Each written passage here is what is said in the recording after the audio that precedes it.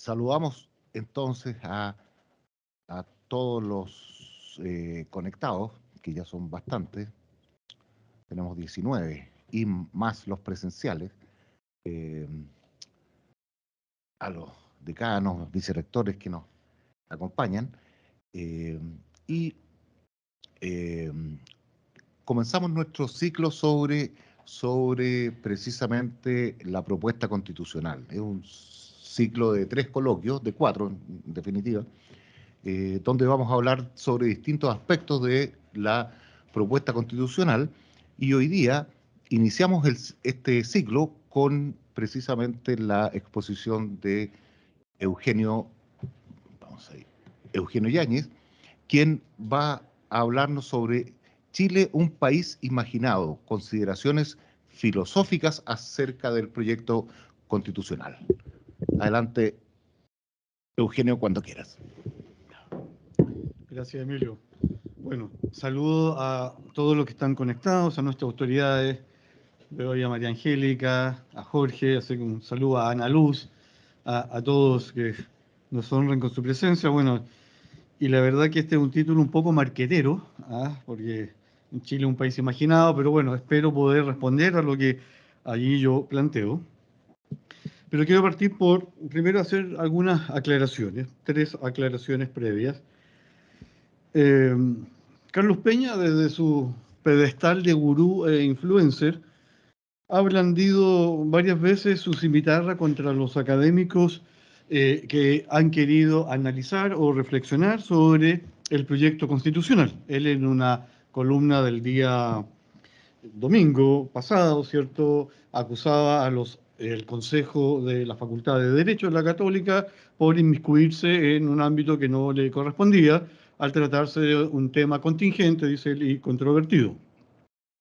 Bueno, nosotros acá en este instituto, me imagino que interpreto a varios o todos los que estamos acá, no compartimos esa visión de Carlos Peña y creemos que no solamente el académico tiene el deber, o sea, el derecho de examinar, de indagar el texto constitucional, sino además un deber. Y como señalaba Emilio, para nosotros es un deber de conciencia poder examinar el texto a la luz de la filosofía, que es lo que se supone que hacemos nosotros, ¿cierto? Y en ese sentido no estamos de acuerdo con la mordaza que de alguna otra manera Carlos Peña quiere ponerles a los académicos. Esta es una actividad académica, no es una actividad ni política ni partidista. Y esta universidad tiene un ideario. De hecho, nuestro ex rector Carlos Williamson mandó una carta hoy día al Mercurio, precisamente respondiéndole a Carlos Peña. La segunda aclaración es que lo que yo pretendo hacer es un análisis, o al menos mirar el texto, no sé si da para análisis o no, pero no criticar a sus creadores. O sea, yo parto de la base de la buena fe de cada uno de los 54 convencionales. Parto de la buena fe de la tía Pikachu, de Dino, de Marcos Barraza, de Fernando Atria. O sea, yo creo que todos, sin excepción, quieren un mejor país para Chile y todos estaban muy bien o están muy bien intencionados. El problema, a mi modo de ver, es que no bastan las buenas intenciones para generar un texto que realmente sea bueno, por decirlo de alguna manera. Y lo tercero, ustedes se podrán preguntar, bueno, ¿qué significa hacer un análisis desde la filosofía, cierto? Si ustedes se dan cuenta, la mayoría de los debates que hay en la prensa, en televisión, seminarios, ¿en qué se concentran? Se concentran en los aspectos políticos, en los aspectos jurídicos, en los aspectos económicos y en los aspectos sociales. Y uno dice, bueno, ¿y dónde están los aspectos filosóficos? Que de alguna manera pueden ser los aspectos, llamémoslos, valóricos. ¿Es que los filósofos no tenemos nada que decir?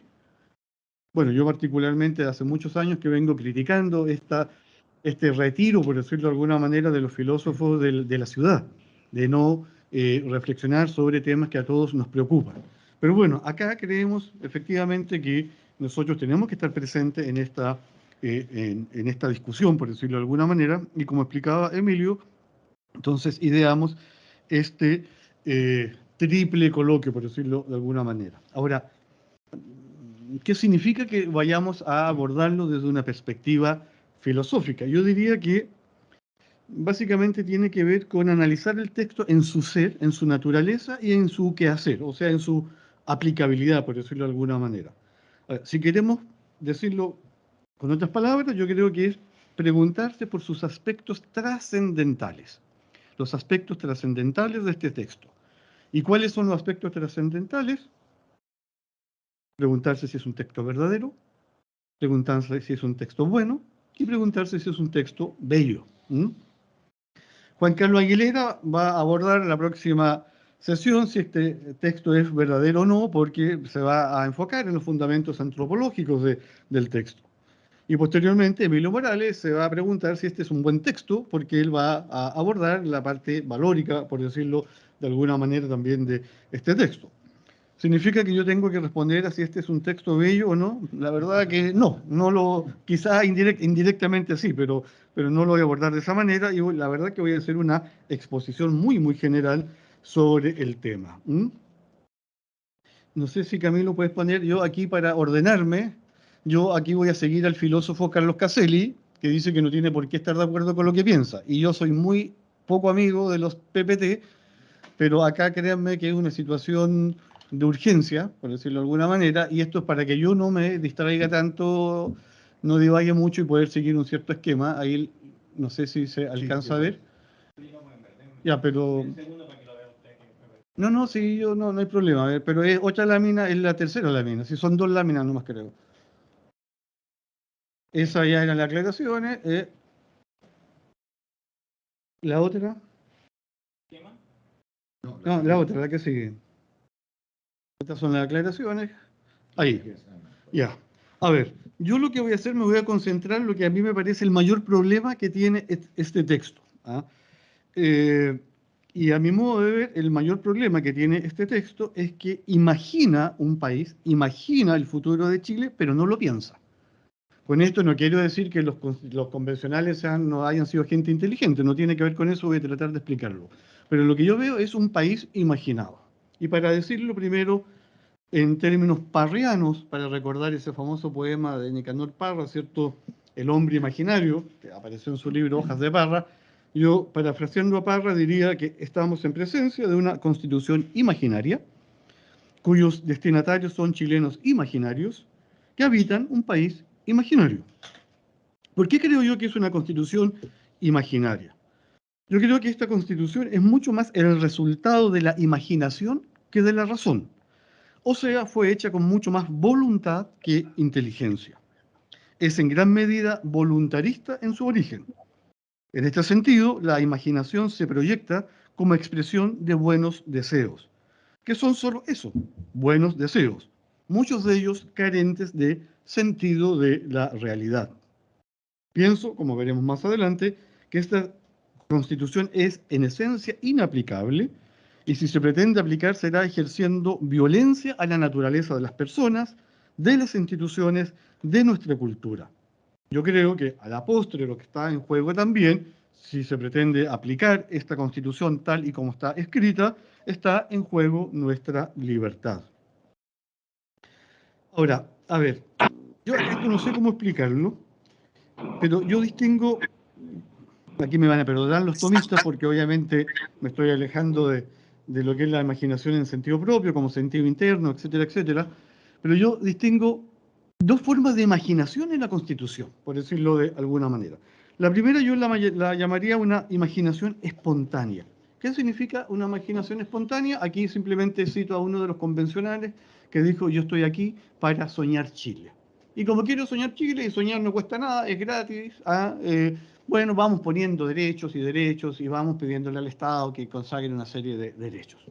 Pero esa es la imaginación espontánea de muchos de los convencionales que, a mi modo de ver, legítimamente querían darse un gustito, por decirlo de alguna manera. Pero yo creo que hay una segunda imaginación que es más peligrosa y que, por ponerle un nombre, le puse imaginación ilustrada. Y yo creo que en la imaginación ilustrada hay un diseño ideológico del país. Estoy pensando en el caso de Atria, por ejemplo, y de Barraza. ¿Qué significa esto? Que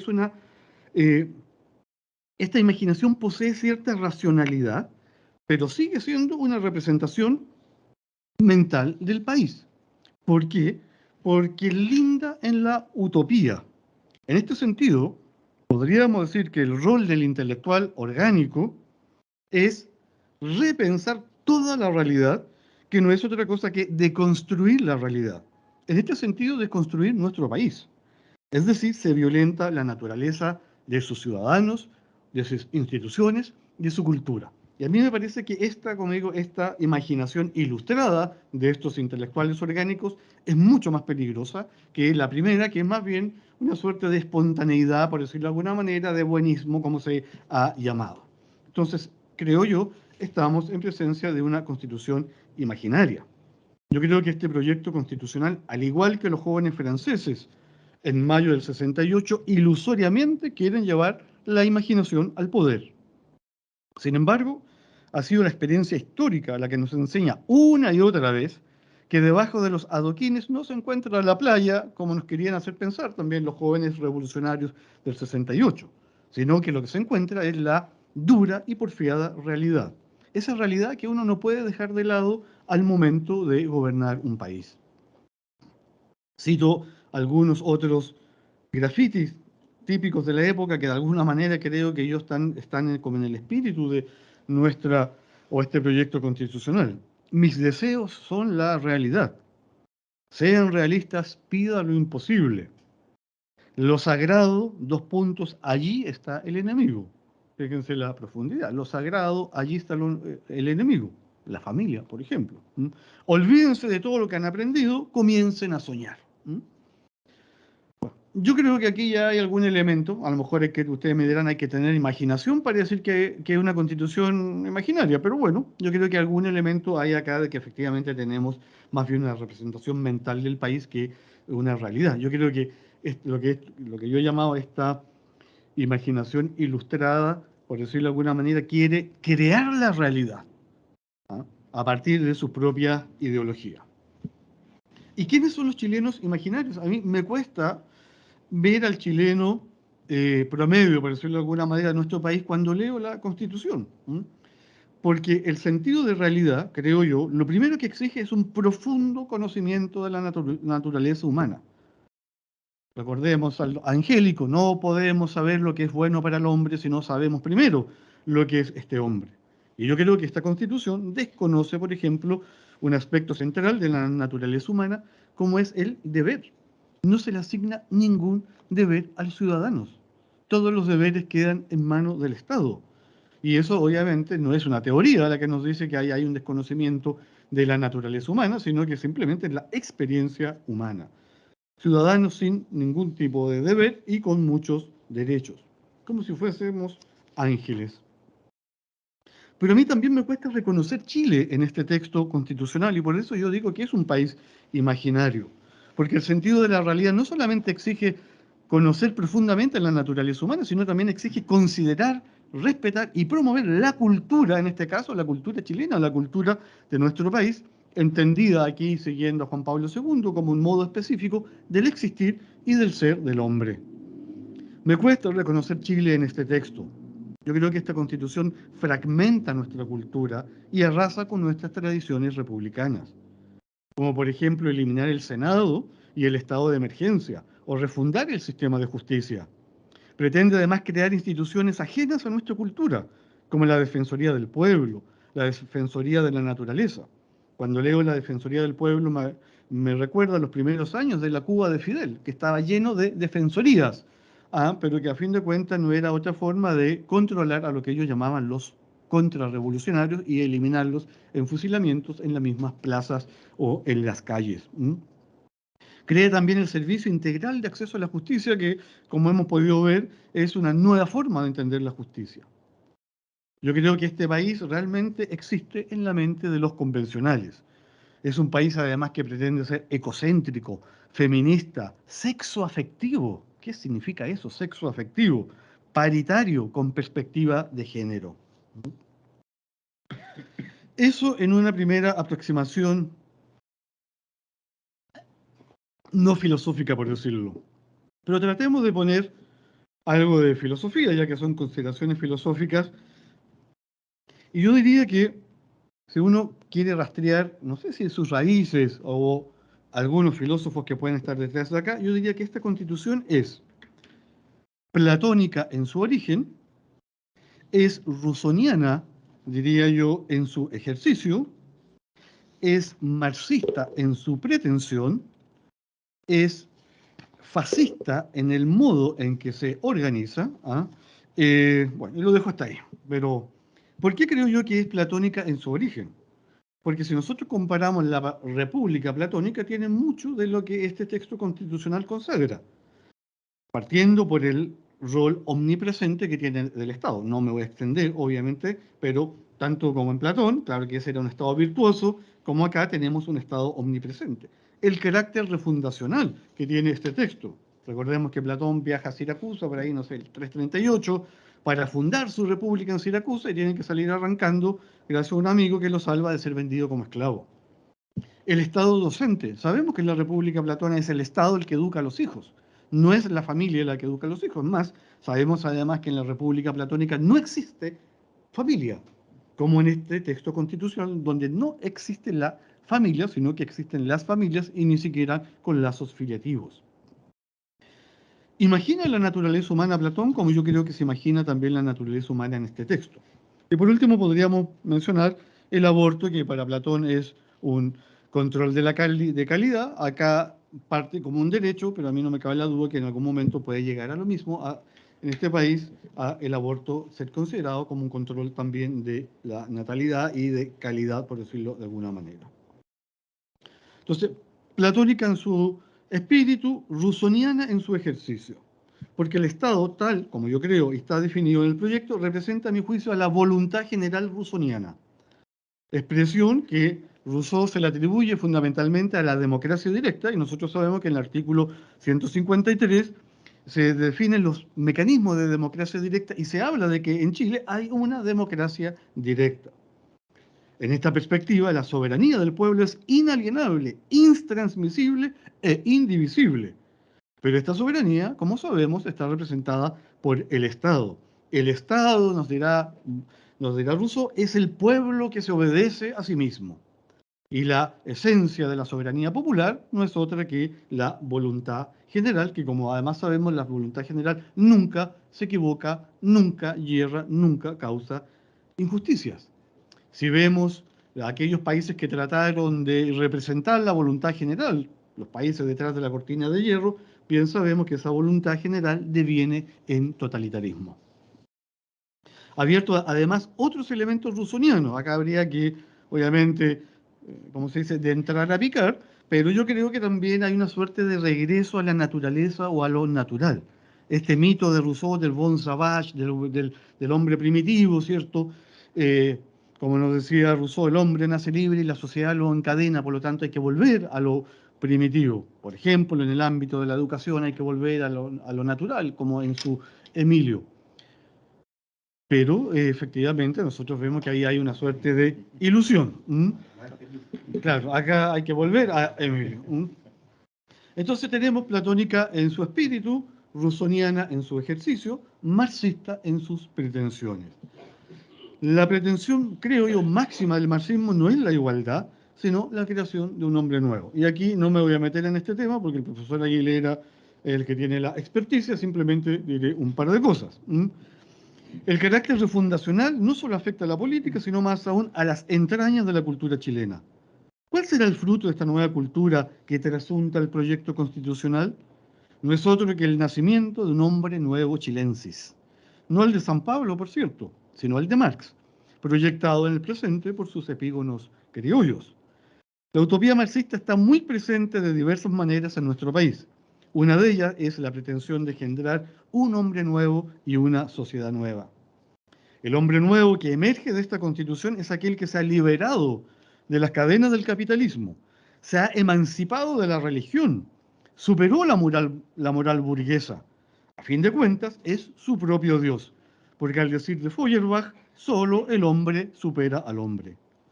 Digamos, sin embargo, que la crisálida que eclosionará de esta nueva cultura chilensis es una suerte de nuevo hombre nuevo 2.0.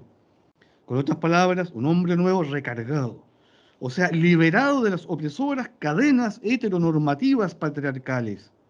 Así lo promete al menos el borrador de esta nueva Constitución, o la nueva Constitución, cuando afirma que se erradicarán todos los estereotipos de género. Este hombre nuevo, depurado en el crisol de la historia de todos los atavismos cristianos occidentales y forjado sin prisa, pero sin pausa en el yunque del progresismo liberal, superará, nos dicen, todo el androcentrismo, es decir, todo pensamiento, idea, doctrina a favor de los intereses masculinos. En consecuencia, no tiene identidad ni género. Es sustancialmente emotivo, disidente y divergente per se, vegano. Es una suerte de neoprometeo, avasallador, soberbio, que paradójicamente no cree en la verdad, pero es devoto de su verdad y la ejerce sin compasión alguna y practica casi como un deporte la cultura de la cancelación. La irrupción de este hombre nuevo chilensis recargado se ha ido cristalizando a través de lo que Lenin llamaba la educación política de las masas, y que hoy en día podríamos denominar un poco más sofisticadamente como la educación de las emociones mediante una pedagogía inclusiva, como lo contempla la Constitución. Es un hombre sin deberes que espera todo o casi todo de una matrix que se llama Estado. 8 rasgos de esta Constitución, voy a moderar el juicio, contiene ciertos tintes fascistas en su organización. Cuando empecé a leer, yo creo que el rol del Estado merece un tema aparte, ¿cierto? Me parece que este país, imaginado por los convencionales, no puede funcionar sin el Estado. Y allí me acordé de la famosa frase del Duce, dicho en la Scala de Milán, el año 1925. Todo dentro del Estado, nada fuera del Estado, nada contra el Estado. Y eso es lo que está en este proyecto constitucional. El vocablo Estado aparece 310 veces en el texto constitucional. Obviamente no los puedo reproducir todos acá. Generalmente aparece solo, pero a veces adjetivado. Expresiones como Estado social aparece un par de veces, Estado regional, Estado laico, Estado plurilingüe. Pero no se le otorga el rol de agente y promotor del bien común, sin embargo se le asignan una gran cantidad de deberes, en fórmulas como es deber del Estado, aparece 30 veces, son obligaciones del Estado, prevenir, aparece una vez, el Estado garantiza 32 veces, el Estado promueve 6 veces, el Estado asegura 10 veces, es deber del Estado otorgar, aparece una vez, es deber del Estado generar las condiciones necesarias, aparece como 6 veces. Quizá el artículo 1 resume las amplias labores encomendadas a este leviatán. Y cito el artículo 1. La protección y garantía de los derechos humanos individuales y colectivos son el fundamento del Estado y orientan toda su actividad. Es deber del Estado generar las condiciones necesarias y proveer los bienes y servicios para asegurar el igual goce de los derechos y la integración de las personas en la vida política, económica, social y cultural para su pleno desarrollo. Esto es como leer la crítica del programa de Gotha de Marx, donde Marx anticipa la disolución del Estado o la desaparición del Estado, donde precisamente hay un Estado que es omnipresente y un Estado que todo lo, digamos, proporciona. Manará de las fuentes leche y miel y se inscribirán en las banderas, no a cada uno según sus capacidades, sino a cada uno según sus cualidades. O sea, se nos va a dar según lo que necesitemos. Y esto es lo que se está diciendo acá, un Estado que provee de todos los bienes. Me voy a saltar un montón de cosas, pero acá yo creo que la visión que hay del Estado no es la del principio de subsidiariedad, sino que está claramente en una línea del Estado bienestar, o sea, el Estado de los países detrás de la cortina de hierro. Piensen ustedes que además es un Estado que se inmiscuye en los ámbitos de la vida privada, como la familia, o algo tan íntimo como la vida sexual, como lo establece el artículo 61 que prescribe el derecho al placer sexual, como si eso fuese un derecho. Bueno, otro punto que a mí me parece que hay en esta Constitución, ya no sé cuántos minutos llevo para no seguir lateando mucho, que yo lo llamo el paso del logos al mito o el retroceso del logos al mito. Generalmente en filosofía hay una expresión clásica que es el paso del mito al logos, donde se supone que la humanidad progresa, que la humanidad se desarrolla cuando deja de lado las explicaciones fantásticas o las explicaciones sobrenaturales atribuidas a los dioses y la razón empieza a sentar sus reales. Yo creo, obviamente acá todo esto es discutible, nada está escrito en piedra, que hay una suerte como de retroceso o de inversión del paso del logos al mito. Porque a nosotros nos podrá gustar o no la Constitución de 1980-2005, pero lo que nadie puede negar es que hay una racionalidad en esa Constitución y que hay una dirección en esa Constitución. Yo todavía no he visto que las críticas que se le hacen a la Constitución de 1980-2005, o de la del 2005, sea una Constitución por su ejercicio. Porque todas las autoridades que están ahora están gobernando gracias a esa Constitución que, como digo, tiene una cierta racionalidad. Lo que se le critica es el origen, ¿cierto? Pero igual nosotros podríamos decir que esta Constitución surge de una presión muy fuerte que era para que no se incendiara el país. O sea, también hay una situación compleja allí. Pero bueno, yo creo que en esta Constitución se pierde cierta racionalidad y uno podría ver que a veces es una suerte como un elenco de artículos o de ideas partisanas desagregadas en el texto. No hay, creo yo, noción de bien común acá en este texto. Hay, como digo, artículos que se van superponiendo o agregando. Pero, ¿dónde veo yo esta suerte más, este regreso más al mito, por decirlo de alguna manera, en la importancia o la idealización que se le da a los pueblos originarios, a la naturaleza y a los animales? Yo creo que hay una suerte de mistificación de los pueblos originarios por el solo hecho de haber estado antes habitando estas tierras. A mi juicio les otorga una cierta pureza cultural que los hace acreedores de ciertos privilegios, como derechos de propiedad, escaños reservados, eventuales excepciones de impuestos, ventajas medicinales. De hecho, no necesitarían de pase de movilidad, porque el artículo 44 señala que los pueblos y naciones indígenas tienen derecho a sus propias medicinas tradicionales, a mantener sus prácticas de salud y a conservar los componentes naturales que las sustentan. Entonces, el gobierno no podría obligar a ningún ciudadano originario a que tenga su pase de movilidad porque ellos tienen su propia forma de entender la medicina y de curarse. Crea la Defensoría de la Naturaleza para defender los derechos de la naturaleza. El Estado, se dice, debe garantizar y promover estos derechos. El Estado protegerá la función ecológica y social de la tierra. Los animales son sujetos de especial protección. El Estado los protegerá reconociendo su sintiencia y el derecho a vivir una vida libre de maltrato. Acá sabemos que es Peter Singer o Peta Singer el que está detrás de este articulado. Por último, yo creo que hay una suerte de error socrático también en este proyecto constitucional. Yo creo que hay una cierta idea de que buenas leyes hacen buenos ciudadanos o una buena constitución crea buenos ciudadanos. Hay como una cierta candidez en los postulados, ¿cierto? El error socrático de pensar que una vez que nosotros alcanzáramos la arete, la sabiduría o la virtud, nunca más íbamos a actuar mal porque el origen del mal está en la ignorancia. Nosotros sabemos que no es así. Pero acá a mí me da la idea que está un poco esa visión de que una vez que nosotros sepamos lo que son nuestros derechos, vamos a actuar conforme a ellos. Yo creo que eso nuevamente es un país imaginado. Piensen ustedes que en el artículo primero, punto 2, dice, se constituye Chile como una república solidaria. ¿Qué es eso, una república solidaria? Nosotros sabemos perfectamente que por los estudios que se han hecho de solidaridad en una escala de 1 a 10, los chilenos no pasamos del 3. Entonces esto contraviene además a la realidad. Esto no es el Chile real, por decirlo de alguna manera.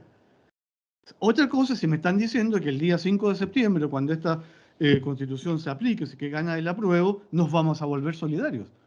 Pero sabemos que no es así, porque acá la solidaridad es un tema de cultura, no es un problema jurídico, por decirlo de alguna manera. Su democracia es inclusiva y paritaria. Reconoce como valores intrínsecos e irrenunciables la dignidad, la libertad, la igualdad sustantiva de los seres humanos y su relación indisoluble con la naturaleza. ¿Es eso el Chile real, el Chile que nosotros conocemos realmente? ¿Y es que el día 5 efectivamente esto se va a dar en este país? Yo creo que no. No es lo que yo creo. El derecho a una vivienda digna y adecuada. El derecho al trabajo. Este es el artículo más típico y clásico de las constituciones marxistas, donde el Estado le asegura a todos sus ciudadanos un puesto de trabajo, lo que generó o genera una tremenda burocracia, aunque para el exterior se pueda exhibir pleno empleo. Toda persona tiene derecho a un ambiente sano y ecológicamente equilibrado. Todos los que vivimos en Santiago sabemos que eso es imposible, que eso no es así, ese no es el Chile real de nuestro país. Toda persona tiene derecho al aire limpio durante todo su ciclo de vida. O sea, no podemos vivir ni en Santiago, ni en Temuco, ni en Aysén, porque ahí sabemos que el aire no está limpio. No voy a entrar en la igualdad sustantiva, que no es lo mismo que la igualdad ante la ley. La igualdad sustantiva es la igualdad de los resultados. Señores, todos vamos a tener resultados iguales, menos los pueblos originarios que van 2 pasos más adelante que nosotros. Y por último, esto es ya lírico, casi poético. Las personas mayores tienen derecho a envejecer con dignidad. Cuando nosotros sabemos que cuando se le pregunta a las personas mayores cuáles son los 3 elementos que asocia con envejecer: pobreza, soledad y enfermedad. Ese es el Chile real. Pero tienen derecho a envejecer con dignidad, claro. Y el mendigo que está fuera de la bolsa de valores también tiene derecho a comprar acciones. Pero ese es el Chile real. Pero bueno, tenemos derecho, porque ya aquí los que nos vamos acercando a la vejentud, como se dice en el sur, ¿ah? Tenemos derechos a envejecer con dignidad, a obtener prestaciones de seguridad social suficientes para una vida digna, a la accesibilidad al entorno físico, social, económico, cultural y digital, a la participación política y social, a una vida libre de maltrato por motivos de edad. No van a empezar a dar los asientos en la micro porque la Constitución lo dice. No, ese es un tema cultural, no es un tema jurídico. A la autonomía, independencia y al pleno ejercicio de su capacidad jurídica con los apoyos y salvaguardias que correspondan. ¿De qué capacidad jurídica me hablan si pasado cierta edad hay que empezar a pedir permiso para firmar papeles? En fin, toda persona tiene derecho a la seguridad social fundada, fíjense, en los principios de universalidad, solidaridad, integralidad, unidad, igualdad, suficiencia, participación, sostenibilidad y oportunidad, salud. O sea, la verdad que, bueno, salud digo yo, digamos, porque después de tanto adjetivo que estoy leyendo acá, ¿no es esto un país imaginado? ¿No es esto un deseo de buenas intenciones, una expresión de lo que se llama el buenismo? Pero bueno, alguien me podría decir, ¿pero qué tiene de malo?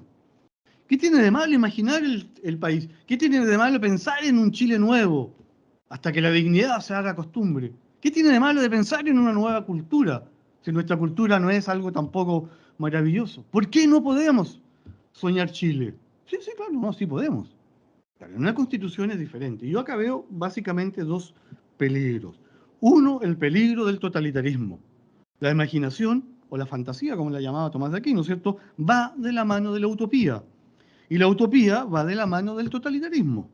Este proyecto, como ya lo he dicho, creo yo, trasunta un germen totalitario. En consecuencia, lo que está en juego, entre otras cosas, es nuestra libertad. Nuestra libertad, creo yo, está amenazada. Pero también hay un problema moral, un problema ético, porque este proyecto ha generado muchas expectativas, muchas de ellas de carácter social y económico. Y la verdad que es imposible cumplir con todo lo prometido. Y ello generará frustración y desesperanza. ¿Qué le diremos a la señora Juanita cuando vea que sus pensiones no mejoran? ¿O que el sistema de salud ha empeorado? ¿O que la justicia no es igual para todos? ¿O que no puede escoger el colegio donde educar a sus hijos? No se debe jugar con la esperanza de los chilenos. Por otro lado, ya sabemos, la frustración, la rabia, es caldo de cultivo para generar una nueva ola de violencia. Aparecerá nuevamente, a lo mejor, la primera línea, porque quiere reivindicar sus derechos, y nuevamente hasta que la dignidad se haga costumbre.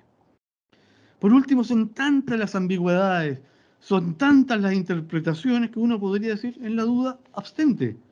Porque los debates, las discusiones es, oye, pero esto significa esto o esto significa lo otro. Por último, ¿es la casa de todos?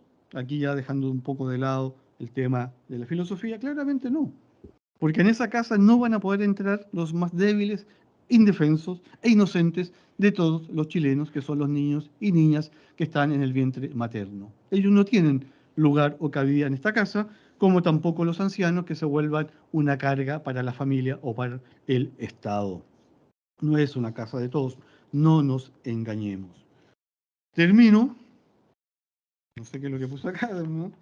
Este proyecto representa dos grandes peligros que amenazan desde hace tiempo la vida buena de las personas, y Chile no es la excepción, a saber, el predominio de la voluntad sobre la razón y la sustitución del hábito del pensar la existencia humana o pensar nuestro país por el repensar dicha existencia.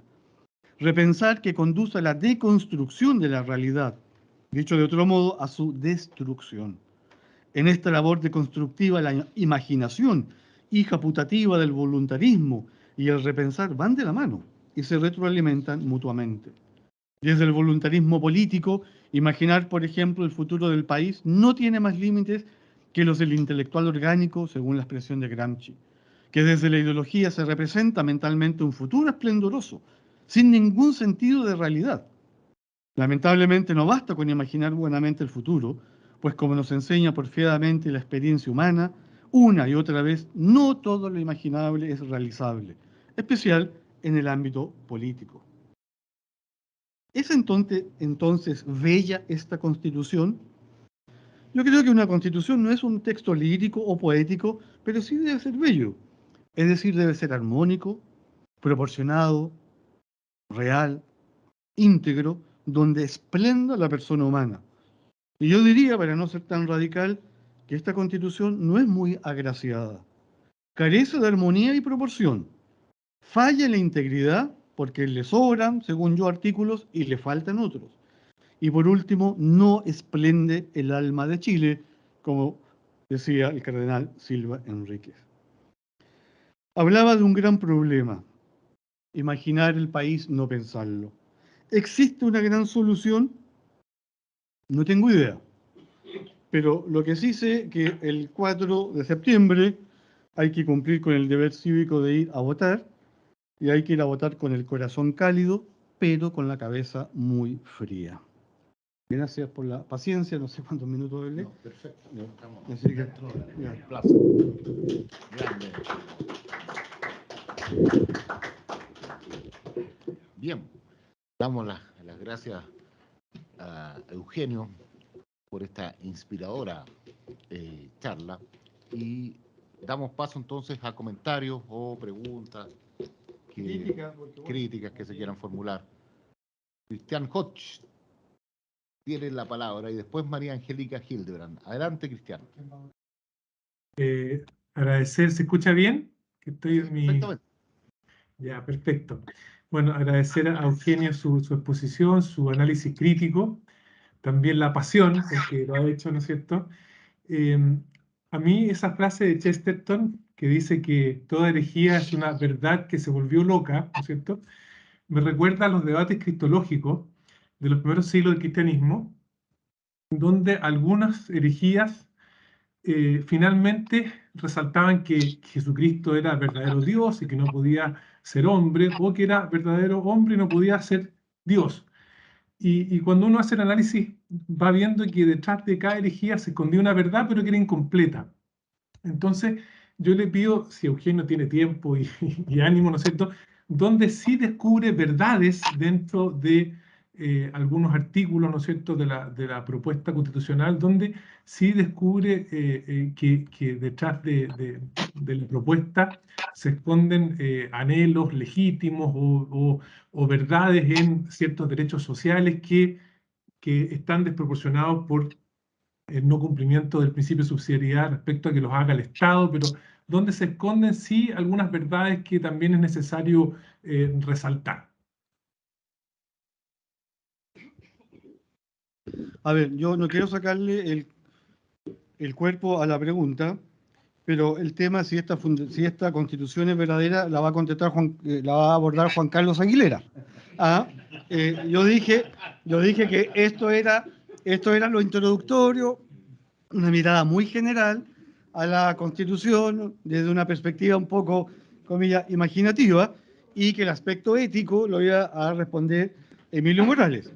También dije que que todos los anhelos que estaban allí eran legítimos. O sea, yo partí señalando, ¿cierto?, que yo parto de la buena fe de todos los convencionales y que todos, sin excepción, como digo, desde la tía Pikachu o Rojas Bade hasta, no sé, la Constanza Juve o no sé quién, quieren lo mejor para Chile. No ese es el problema que yo he tratado de señalar, Cristian. Yo creo que el problema está en ese buenismo, en ese voluntarismo, en ese repensar el país, imaginarlo, pero no pensarlo realmente. Entonces, obviamente de los 300 y tantos artículos, hay muchos artículos que uno dice, sí, por supuesto, ¿quién no quisiera esto para Chile? O sea, ¿quién no quisiera que todo el mundo tuviese derecho al trabajo, tuviese un pleno empleo? ¿Quién podría decir que no? Pero la pregunta ¿es eso real? Eso es lo que yo estoy planteando, si eso es real o no, o si eso es posible llevar a cabo o no.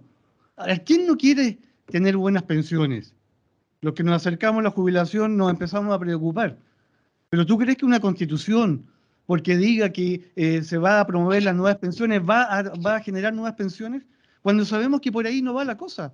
Desde el economista más a la izquierda, más a la derecha, saben que tenemos que elevar el número de edad de jubilación a 65 años en las mujeres, a 68 en los hombres, que hay que elevar el nivel de cotización y otro tipo de cosas.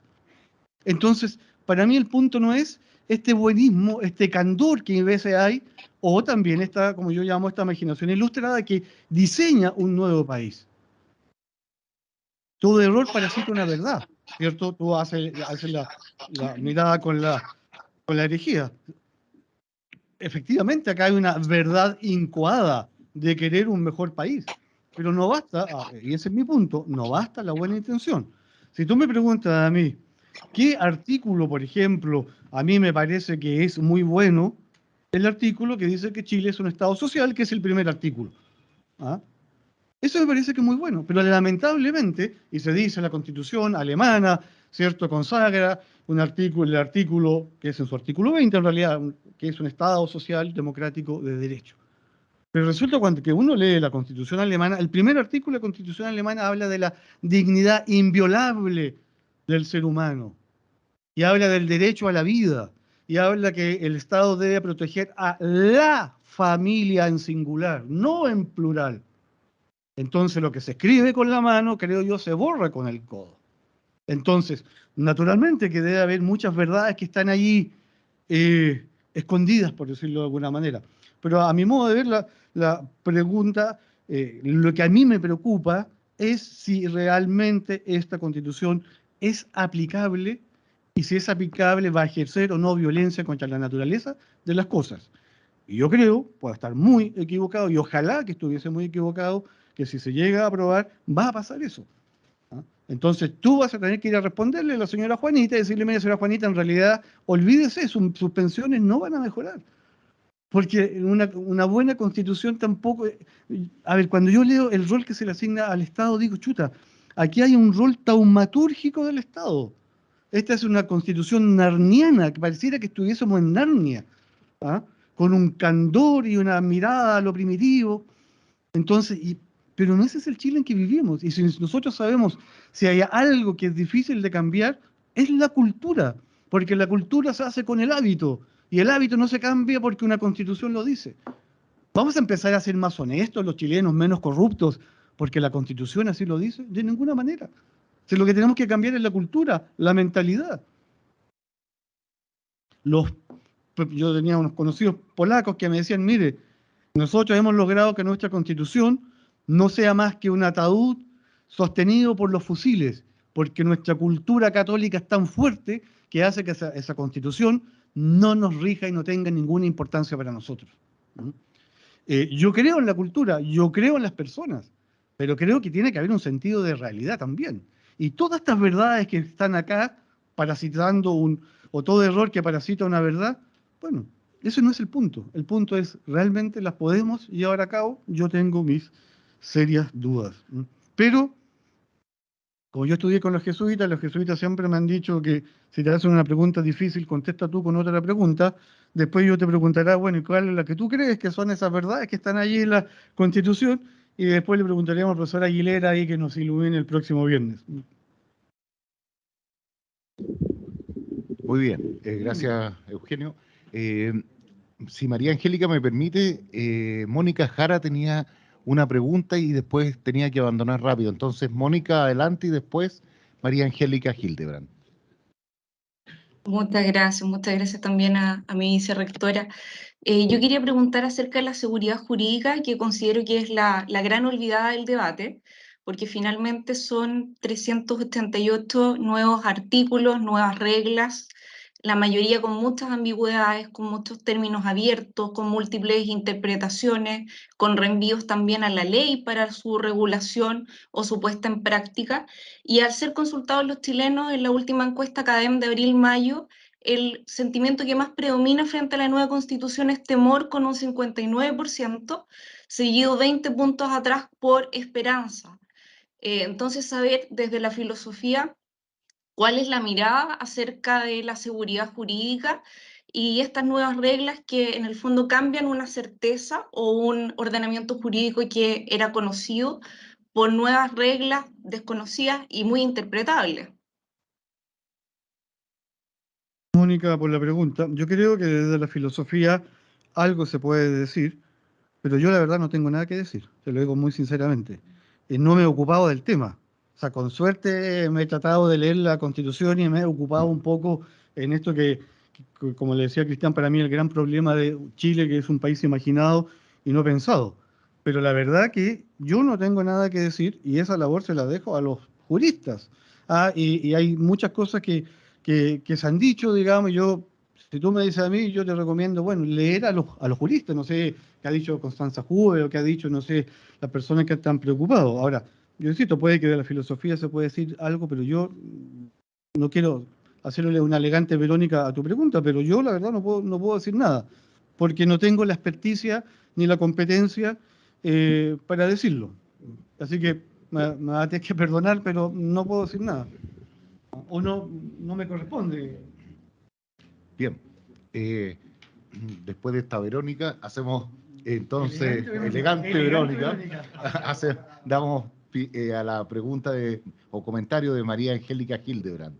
Adelante, María Angélica. Hola, buenas tardes a todos. Eugenia, agradecer tu análisis crítico, realmente comparto plenamente lo que has señalado en esta exposición, ¿ya?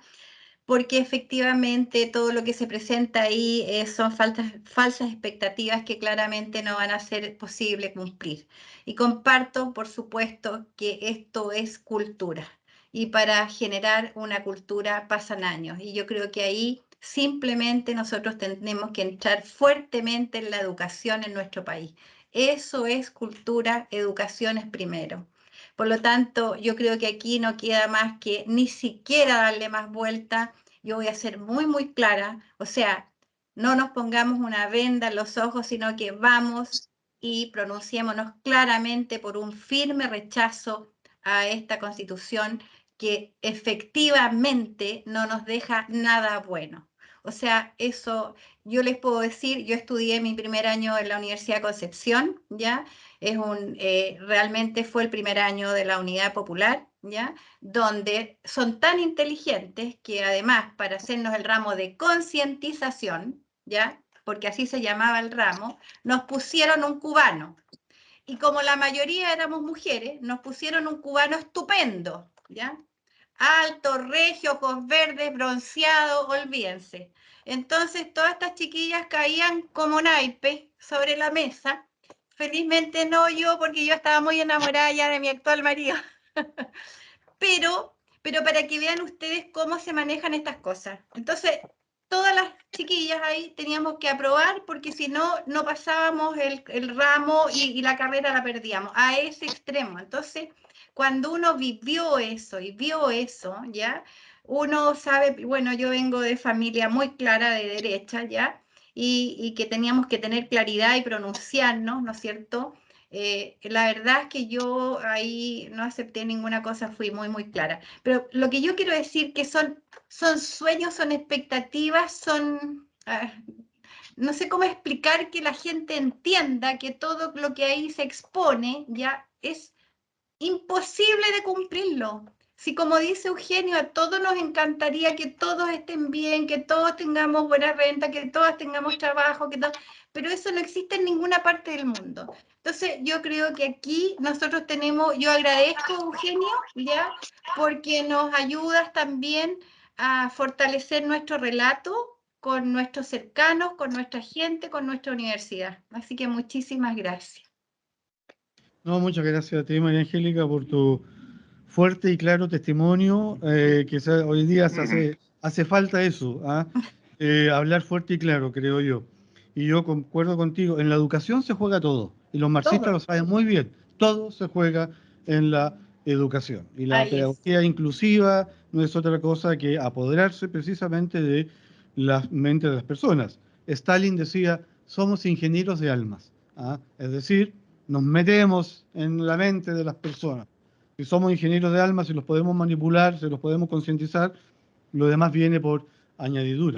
Por eso que yo creo, precisamente, y partí criticando la postura de Carlos Peña, porque a mí me parece que es una forma de poner una mordaza a la labor académica que tiene que pronunciarse sobre un tema que es también académico y que tiene que ver con el futuro del país. O sea, no es una cosa baladí lo que estamos discutiendo. Así que yo te agradezco, María Angélica, tu comentario valiente, claro y preciso.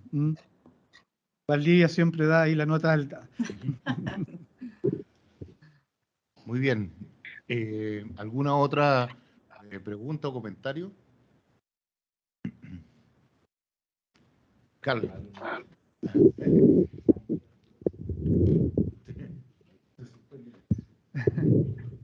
Eugenio, no solamente lo que has expuesto me ha hecho recordar el discurso que hizo Andrés Bello hace casi 180 años, 179 para ser exacto, cuando funda la Universidad de Chile, una cuna increíble en nuestro país, ¿cierto? Y en toda Latinoamérica, y dice que todas las verdades se tocan. Frente a lo que tú has comentado hoy día, me hace pensar como en la tradición como espiritual que tiene América en general. Una tradición que es muy distinta a la europea, a cómo los europeos tienen un tema que se radicalizan fácilmente. A mí me da esa impresión, lo veo desde la arquitectura también. Y en cambio nosotros los americanos, o los latinoamericanos para ser más precisos, buscamos el consenso. Y creo que Andrés Bello cuando dice esa frase como que apunta que por anga, por manga, llegamos siempre a que las verdades se tocan, a que al final todos tienen una cuota de razón en su ciencia, en su inteligencia, más o menos. No sé si me gustaría que tú lo comentaras como lo que acabas de decir, desde la tradición chilena, desde que cómo Chile ha resuelto en cierta medida este tipo de cosas. Eso. Tremenda pregunta, es como un libro de 500 páginas. Yo te puedo decir qué es lo que yo veo. Yo veo un Chile polarizado, veo un Chile que no se identifica ni siquiera consigo mismo, veo un Chile que no hay nada que lo una realmente. O sea, si tú me preguntas a mí qué une realmente al país, ya no son nuestras tradiciones, no es nuestra cultura, que yo tampoco estoy idealizando la cultura chilena, tiene muchos defectos, pero es nuestra, por decirlo de alguna manera. Yo creo que lo que, entre comillas, une a los chilenos son los 90 minutos en lo que juega la selección chilena de fútbol, donde el gerente se junta con el junior, el de izquierda con el de derecha, pero cuando termina el pobre con el rico, pero cuando termina el partido cada uno vuelve a su propia realidad. Yo realmente no sé qué une a los chilenos. No veo vínculos afectivos ni siquiera nuestro idioma. Y ahora veo un país polarizado, un país que se empieza a polarizar. Y el problema es que sí, todas las verdades se tocan. Pero cuando a ti te dicen hay una sola verdad, y cuando hay una superioridad moral de cierta juventud que se siente muy superior al resto, a los que ya tenemos más edad, ahí no hay verdades, hay una sola verdad que se está imponiendo de alguna manera y se está cancelando a los que piensan diferente. Entonces, claro, Maritán también decía en relación a los derechos humanos, no importa cuál es el fundamento que hay detrás, con tal que se respete ese derecho. Pero acá yo veo un problema más serio, por decirlo de de alguna manera. No veo este país cohesionado. No veo un proyecto constitucional donde hay un bien común que articula la vida humana. Este es un proyecto que pone el énfasis en la justicia o en la igualdad sustantiva. Pero ¿necesita Chile? ¿Ese es realmente el principio que debe regir a un país que se empieza a polarizar, que se empieza a fragmentar, que reniega de sus tradiciones? Yo creo que no. Yo creo que el motor, por decirlo de alguna manera, el principio fundamental que debe ser la viga maestra que articule a los chilenos es la amistad. En todos sus ámbitos, y en el ámbito político y social será la amistad cívica, no la justicia, no la igualdad, porque esos son el resultado de una buena amistad entre las personas. Y los chilenos no somos amigos. Si los espectáculos que se dan en el Congreso de la lógica amigo-enemigo son a cada rato. No estamos en la lógica del adversario, el que piensa diferente de mí. Estamos en la lógica de la cancelación, porque somos moralmente superiores. Entonces, si hubiese muchas verdades, todas las propuestas que se hicieron desde un sector de la convención al menos habrían sido estudiadas o al menos habrían sido aceptadas. Pero la superioridad moral, ¿qué es lo que dijo? Ah, no, esto no porque viene de la derecha. Pero, ¿qué importa que viene de la derecha o si viene de la izquierda? Veamos qué es lo que dice. Y si eso ayuda o no a unir a este país. Pero yo no veo un país unido. Veo, como te digo, un país polarizado donde hay una verdad que se está empezando a imponer. Y eso obviamente me preocupa, porque no veo una disposición, ni una actitud, ni una convicción interna al diálogo. En este país no hay prácticamente diálogo, por decirlo de alguna manera. Entonces, cuando a mí alguna vez me preguntaron, oye, ¿cuándo partió el estallido social? Yo le dije, mire, partió hace muchos años atrás. Primero cuando se perdió la autoridad en este país, cuando los padres perdieron la autoridad frente a sus hijos, cuando los profesores perdieron la autoridad frente a los alumnos que pasan a ser clientes, cuando las autoridades pierden la confianza y la credibilidad frente a los ciudadanos, o cuando Carabineros ya no dejó de ser del débil el protector, sino que pasó a ser el que mata o asesina, lo cual es absolutamente falso además. Entonces, cuando se pierde la autoridad, pero cuando además se perdió la amistad, y empezamos en la lógica del amigo y el enemigo, ¿ah? Empezamos con la lógica de la cancelación. Y además cuando se perdió la austeridad, porque este proyecto constitucional supone cierta opulencia. ¿Ah? Se pierde la austeridad que fue tan típica y clásica, al menos de nuestro país en los años, la década de los 60, por ahí 50 y 60. Sin autoridad, sin amistad, sin austeridad y sin alegría, ¿qué país vamos a construir? Vamos a construir el país que la verdad de turno va a imponer y va a cancelar el resto. Entonces sí, don Andrés Bello tenía razón, pero ¿dónde están esas verdades? A mí me parece que en este momento hay una sola verdad. Y a propósito que tú citabas a Andrés Bello, nosotros tenemos la Constitución de 1823 llamada moralista de Juan Egaña Risco, que no se llevó, digamos, no se aplicó porque era considerada utópica. Pero fíjate que Juan Egaña tiene primero dos proyectos de constitución, en 1811 y en 1813. Y el que critica el proyecto de 1813 es José Victorino Lastarria. Y José Victorino Lastarria dice, mire, don Juan Egaña es quizás el intelectual más grande que tiene el país en este momento y ha hecho un proyecto, dice algo así como muy bueno, etcétera, etcétera, pero impracticable, utópico. Entonces ya tenemos, por decirlo de alguna manera, ese proyecto nunca se llevó a cabo, el de la Constitución del 23 tampoco, pero ya hay también cierta, por decirlo de alguna manera, cierta experiencia. Pero no sé, Carlos, yo no veo esas verdades.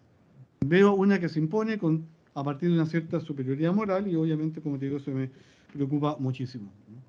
¿Cómo se va a recomponer este país? Con una cultura que vuelva a beber de sus propias fuentes, por decirlo de alguna manera. Bueno, no me alargo más, digo.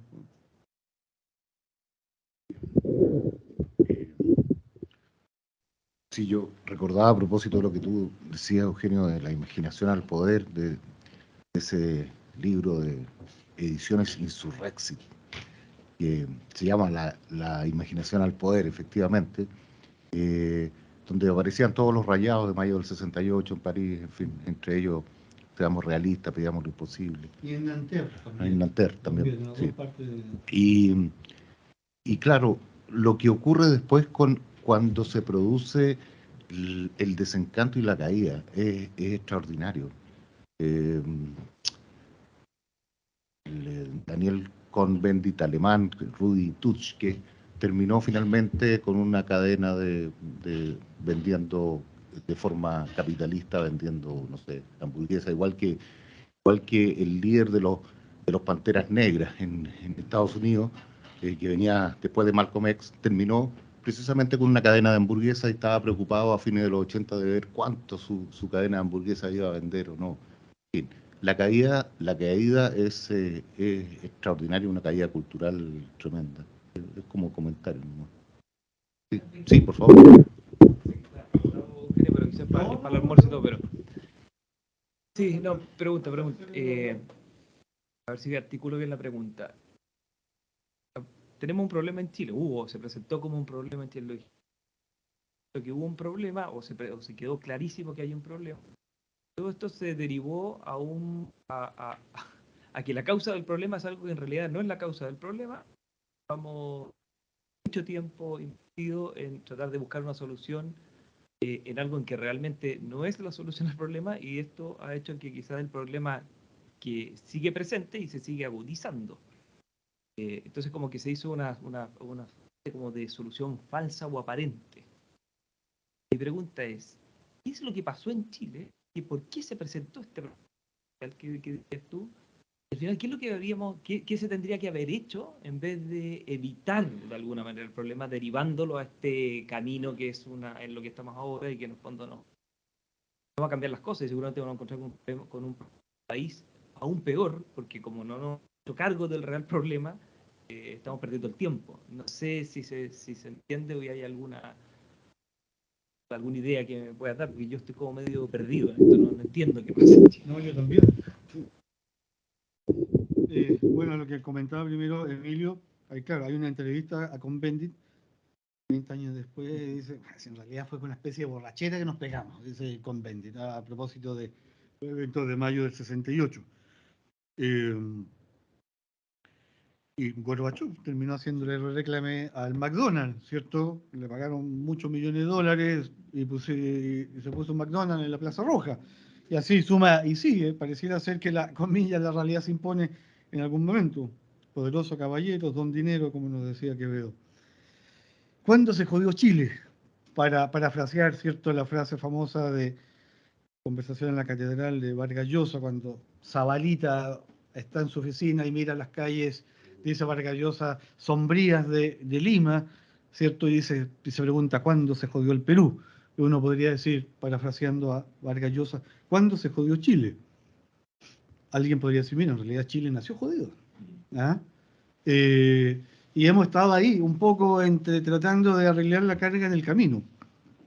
Yo en realidad no tengo respuesta para eso. Tendría que darle muchas vueltas, porque en alguna medida creo que Chile siempre estaba medio jodido, por decirlo de alguna manera. Pero estoy totalmente de acuerdo contigo que hemos desenfocado el problema.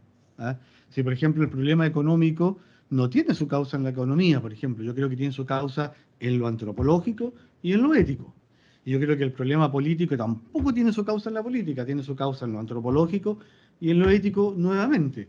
Entonces, el problema es mucho más profundo, por ende, porque, a ver, así como los economistas dicen, cuando hay crisis económica, metamos más teoría económica, yo creo que no, que cuando hay, que soy yo para decirlo, pero cuando hay crisis económica, metamos más humanidad. Yo creo que eso es lo que se requiere, más humanidad. Y la humanidad tampoco es, o sea, ¿qué significa más humanidad? Conocimiento profundo en la naturaleza humana, lo propio de ese ser y lo que necesita ese ser. Pero para eso se necesita, creo yo, otra mirada, una mirada un poco que amplíe el horizonte. Ahora, yo insisto un poco en eso. Yo creo que cuando se perdió la autoridad en este país, el sentido de autoridad, empezamos ya a flaquear. Cuando se pierde la amistad, también. O sea, si nosotros vemos en este proyecto constitucional, también está la idea, pasa colada, de la autonomía progresiva. Y el fundamento de la autonomía progresiva, ahí el hijo de Juan Carlos Cristóbal ha trabajado mucho ese tema, yo creo que su fundamento es la lucha de clases que se mete en la familia. Porque no se entiende a la familia ya como el núcleo que acoge, donde yo me desarrollo, donde yo crezco, donde esplendo, por decirlo de alguna manera, sino que la familia está organizada por un estamento patriarcal opresor, por definición, que es el papá y la mamá, frente a una víctima que es el hijo. Por lo tanto, ¿qué es lo que hace el Estado? El Estado dota de derechos a ese niño para poder defenderse de este padre hostil, abusador, patriarcal, etcétera, etcétera. Entonces, ¿qué futuro podemos tener si es que estamos, digamos, entendiendo a la familia de esa manera? O cuando uno ve que el 72% de los niños en este país, niños y niñas, nacen fuera del matrimonio o incluso fuera de la pareja, ya no del matrimonio, uno dice, bueno, ¿qué futuro vamos a construir? Y ahí es donde yo veo que aquí hay una falta de realidad y que no se mete, como dices tú, en los problemas verdaderos. Pero yo creo que hay que recuperar la cultura, yo creo que hay que recuperar la cultura, yo creo que hay que recuperar la cultura cristiana, ¿ah? Yo creo que eso es un elemento que no podemos dejar de lado. Bueno, recuperar la autoridad, recuperar la amistad, recuperar la austeridad, como digo, que para mí, y de alguna u otra manera empezar a recuperar la alegría, que yo creo que también la hemos ido perdiendo por lo que está pasando, por lo que estamos viendo, por la incertidumbre que viene. Pero lamentablemente no podría ir más allá de eso. No sabría qué más poder responderte de qué ha pasado con este país, pero sí que se ha desenfocado por dónde van las soluciones. O sea, a ver, yo no creo, como dije, que buenas constituciones hagan buenos ciudadanos, pero creo que malas constituciones abren la puerta para una irrupción de malos ciudadanos. Y eso me preocupa muchísimo. Porque ahí sí que lo poco que nos va quedando, por decirlo de alguna manera, se puede todavía echar a perder más. Pero no podría aventurar nada más. Muy bien, agradecemos entonces a Eugenio y a todos quienes han participado.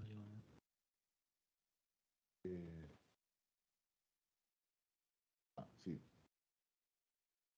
A leer algunos comentarios también. No, ya comentó. Pero había una pregunta en el chat, a ver. Hay una pregunta, por ejemplo, María Graciela Paso. ¿Ya? ¿Y qué dice? En relación al derecho a la salud y más allá del sistema integrado que se propone, que a propósito de lo que menciona Eugenio, que a los pueblos indígenas no se va a pedir el paso. Me gustaría ¿para qué políticas sus puntos? Bajo el tema de la doble condición. Sí.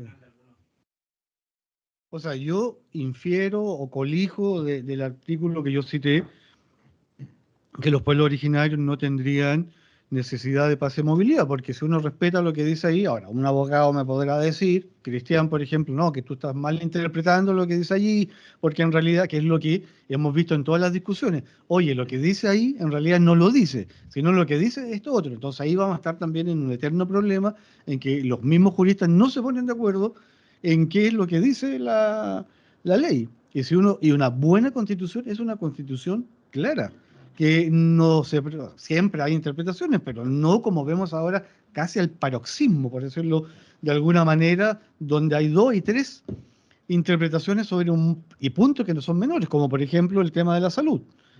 Ahora, a ver, no hay que ser ni filósofo, ni psicólogo, ni sociólogo, ni muy agudo para darse cuenta que es imposible que lo que se propone la Constitución en este sistema de salud integrado realmente se pueda llevar a cabo. Hay algunos cálculos que dicen que a lo mejor en 30 años podríamos alcanzar eso. Y ni siquiera yo me estoy poniendo a cuestionar el sistema mismo, por decirlo de alguna manera. Supongamos que nosotros queremos sistema de salud integrado. Es imposible que se pueda llevar a cabo en poco tiempo por la dificultad técnica que eso supone. Ahora, que deja abiertas muchas puertas, por supuesto, hay un montón de artículos que dejan abiertas muchas puertas. Yo el otro día escuchaba la discusión sobre si efectivamente la negativa del proyecto constitucional de hablar que no se tiene derecho a una vivienda propia, sino a una vivienda digna, si abre o no abre la puerta a no poder ser dueño de mis propios bienes. Y ahí hay también una tremenda discusión de qué va a pasar, y no estamos hablando de cosas menores. Si hay algo que es propio de la idiosincrasia del chileno, de nosotros, es, pucha, querer tener la casa propia, morirse, o sea, que nuestros huesos reposen en algo que es de uno.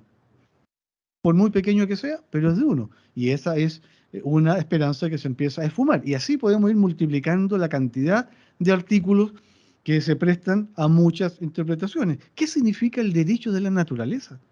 ¿Qué es eso? ¿Significa que Alejandro Serrano no va a poder podar su árbol en el campo porque el árbol tiene derecho a florecer sin que nadie le pase una tijera? ¿Ah? O entonces se van a acabar las forestales y hay que arrasar con Mininco. Bueno, si es que no la arrasan primero los pueblos, no los pueblos originarios, sino la CAM y sus aliados, porque el árbol tiene derecho a crecer. Y se va a acabar la industria de los pollos porque hay maltrato en la forma en que se crían a los pollos que nosotros comemos. ¿Y para qué decir de las vacas? O sea, cuando yo digo que el nuevo chileno es vegano, no estoy bromeando. ¿Ah? Es cosa de ver los grafitis cuando fue el estallido social. ¿Ah? La carne mata, vuélvete vegano, no sé qué cosa. Hay toda una ideología detrás, con todo el respeto que me merecen los veganos, por supuesto. Pero yo creo que quedan muchas puertas abiertas, o muchas ventanas, o muchos aristas, y eso además va a ser mucho más complejo este mismo proceso. Pero bueno, no sé si contesté o no, pero... Perfecto, entonces, como decía, recién le damos las gracias a Eugenio, a los vicerrectores que nos han acompañado también, a Romy Fonbernardi, en fin, y a todos quienes nos acompañaron, y los dejamos invitados para la próxima semana, donde el profesor Juan Carlos Aguilera va a exponer sobre fundamentos antropológicos de la propuesta constituyente. Así es que eso, nos vemos la próxima semana, si Dios quiere. Gracias. Nos vemos inmediatamente. Si la Constitución lo permite. Muchas gracias. Buen fin de semana para todos.